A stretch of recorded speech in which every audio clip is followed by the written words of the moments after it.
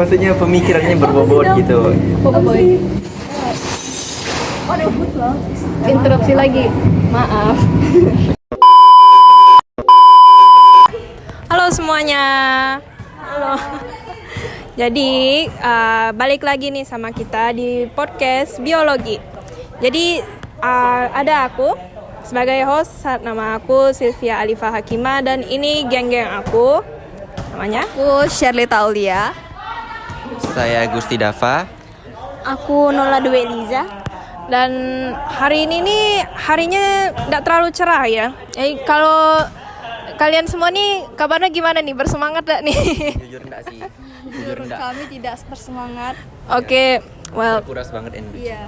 sayang sekali ya. Soalnya di dalam tubuh kita nih banyak sekali proses yang terjadi buat menghasilkan energi yang buat kalian bersemangat gitu loh. Salah satunya itu adalah katabolisme. Oh ya. Jadi itulah materi yang bakal kita bawain di siang hari menuju sore ini gitu loh. Jadi yang pertama dulu nih ya, kan kita belum tahu nih katabolisme nih apa.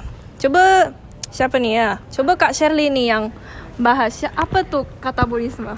Kalau menurut saya, katabolisme itu merupakan proses pemecahan molekul kompleks menjadi molekul sederhana dan dapat menghasilkan suatu energi. Oh, gitu ya. Iya. Oke, coba kalau bisa lebih jelasnya gimana ya, Bang Dapa ya? Kalau jadi gampangnya tuh, kalau anabolisme itu nyusun-nyusun, katabolisme itu ngancurin, tapi hasilnya positif, jadi energinya tuh bagus untuk tubuh kita gitu. Itu ya jadinya ya. Jadi kalau menurut Nola kayak gimana katabolisme itu? Menurut aku tuh katabolisme tuh kayak nasi yang kita makan berubah jadi tenaga buat kita jalan, belajar, bahkan buat jantung kita berdetak. Oke. Jadi intinya tuh ya katabolisme tuh proses pemecahan molekul buat menjadi energi gitu ya, yang bisa menyuplai kebutuhan energi di ya untuk menyuplai energi buat kita berfungsi, bergerak kayak gitu. Nah, jadi kan katabolisme ini tidak mungkin kan sesimpel memecahkan molekul menjadi energi. Pasti juga ada jenis-jenisnya gitu. Jadi menurut kamu ada jenis-jenisnya ada apa aja? Nah, jenisnya tuh ada dua besar sama yaitu respirasi aerob yang butuh oksigen, kalau yang tidak butuh oksigen tuh anaerob. Terus jadi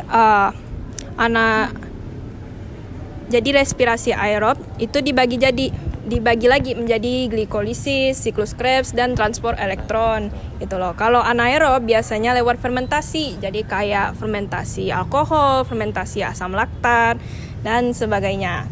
Jadi tergantung, jadi jenis-jenis katabolisme ini lebih kayak antara dia pakai oksigen atau enggak gitu ya. Jadi coba kita bahas lebih lanjut lagi pada bagian aerob itu, karena ada bagian glikolisis. Nah, menurut Nola gimana tuh glikolisis? Nah, glikolisis itu terjadi di sitoplasma, dapat dipecah menjadi dua asam pirufat yang menghasilkan 2 ATP dan 2 NADH. Oke. Gitu ya. Dan menurut Shirley gimana? Ya, walaupun cuma dapat 2 ATP, ini penting banget karena jadi pintu masuk ke tahap selanjutnya. Oke. Menurut apa? Nah, dan glikolisis itu bisa jalan meskipun tanpa oksigen. Jadi glikolisis tuh keren juga ya, bisa jalan nggak pakai oksigen gitu ya? Iya. Iya, benar. Jadi abis glikolisis itu ada proses namanya siklus Krebs di respirasi aerob ini. Nah, siklus Krebs itu prosesnya itu bermulai dari asam pirufat yang dirubah menjadi asetil CoA, terus masuk ke siklus Krebs di mitokondria. Hasil akhirnya itu nanti menjadi 2 ATP, 6 NADH, 2 FADH2 dan juga 1 glukosa. Jadi CO2 juga dihasilkan juga di tahap yang ini. Jadi gas karbon dioksida yang kita buang saat pernapasan itu jadi nanti berakhir dari sini gitu loh. Jadi gitu ya. Jadi kita napas tuh sambil ngasilin oksigen, sorry. Maksudnya tuh menghasilkan energi juga gitu lah. Di akhirnya. Iya, aku juga baru tahu Bang. Oke. Jadi kalau tentang transport elektron ini gimana ya, Shirley ya? Kalau apa? Tentang transport elektron. Kalau tentang transport elektron itu meliputi dengan NADH dan FADH2, yaitu masuk ke rantai transport elektron. Ada lagi?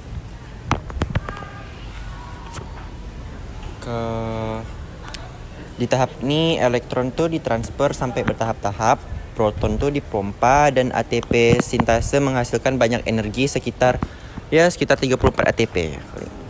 34. Ya, Ya. 34. Oh, rupanya juga bisa sampai 38 ya. Jadi kayak 34 sampai 38 ATP. Oh. Ya, itu ya. Oh, banyak juga ya. Jadi dari satu apa tuh? glukosa Satu glukosa bisa menghasilkan jadi 38 ATP gitu ya. 30 Oke. sampai 38. Jadi kalau nggak ada oksigen itu gimana ya? Mungkin kawan-kawan ada yang berpikir kayak gitu ya. Jadi kalau nggak ada oksigen, piruvat itu bakal diarahkan ke bagian fermentasi. Jadi fermentasi alkohol yang biasanya terjadi pada ragi, hasilnya menjadi etanol dan karbon dioksida.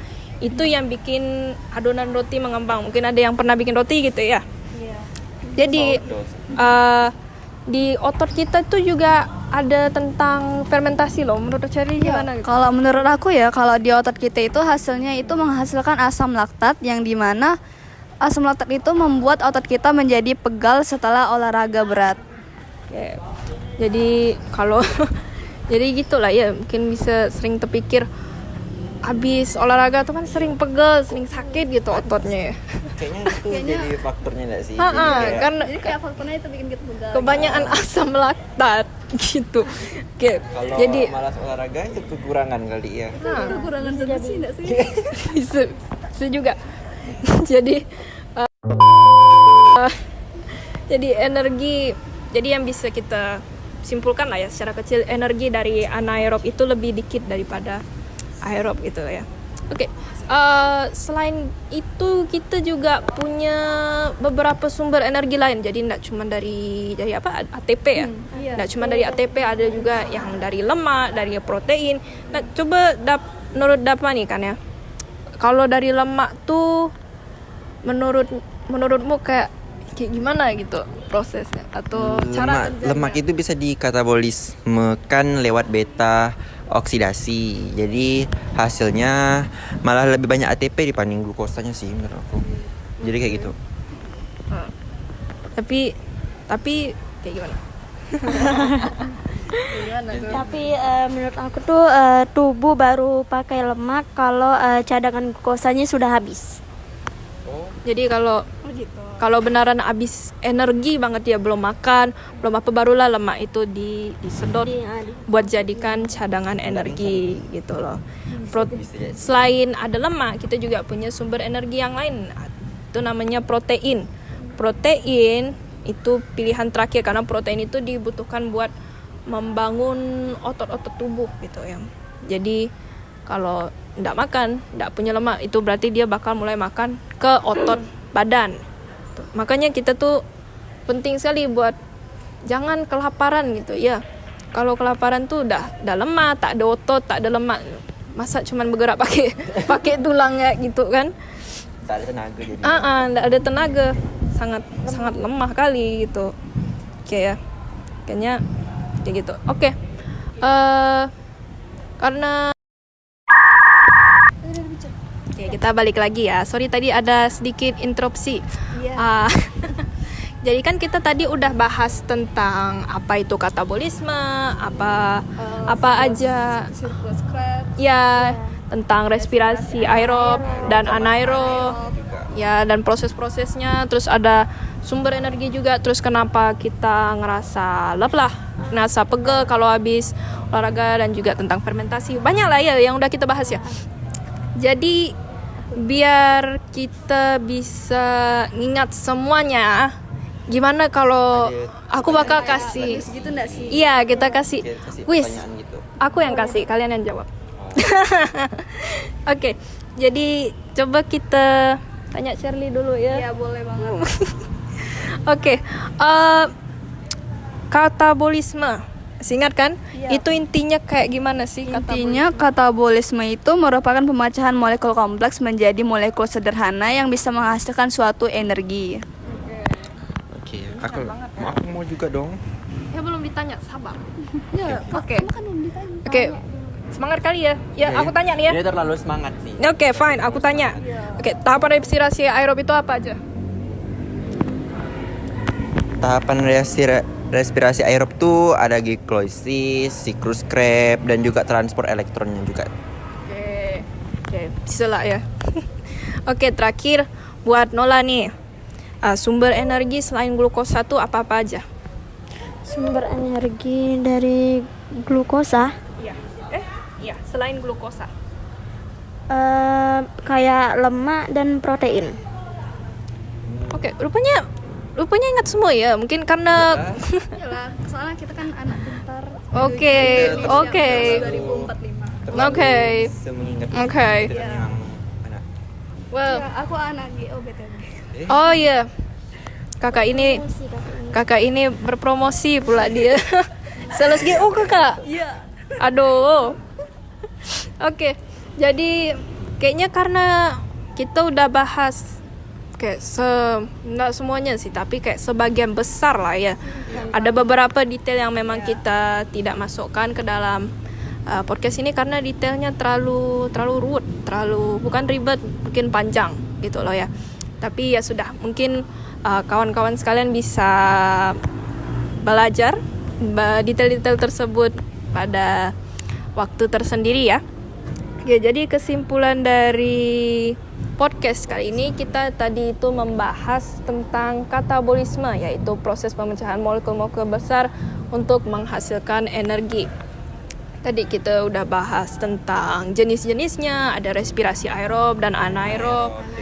Ya, terus ada tentang tahapan respirasi tersebut, ada tentang fermentasi, ada tentang sumber energi juga yang lain gitu ya. Oh, enggak terasa kita banyak nih yang kita bahas tadi. Iya, benar. Banyak banget ya manfaat yang bisa kita ambil dari materi katabolisme ini. Dan ya mungkin kan kita udah ada di penghujung acara dan untuk jadi tadi ada interupsi lagi, banyak kali interupsinya hari ini ya. Iya. Maaf ya kak, kawan-kawan semuanya. Oke. Jam-jam lelah sih. Jadi kakak Shirley ini akan menyampaikan closing statement bagi kita semua, oke? Oh, semangat. Ya, jadi inilah akhir dari podcast kami. Terima kasih sudah menonton dan semoga ilmu dari kami sangat bermanfaat bagi kalian yang menonton video ini. Oh, Oke. emang terlalu bermanfaat sih karena emang dia Iya. tadi kita bahas tuh banyak. Iya. Berbobot emang pemikiran orang berbobot. So thank you for Maksudnya pemikirannya apa sih berbobot Dap? gitu. Apa sih? Ribut lah, please. Das war ein Befehl! Der Angriff Steiners war ein Befehl! Maaf ya. Maaf. Ya udah. Terima kasih telah menonton video ini. Atas salah pengucapan katanya kami ucapkan maaf dan terima kasih atas perhatiannya. Dadah. Dadah.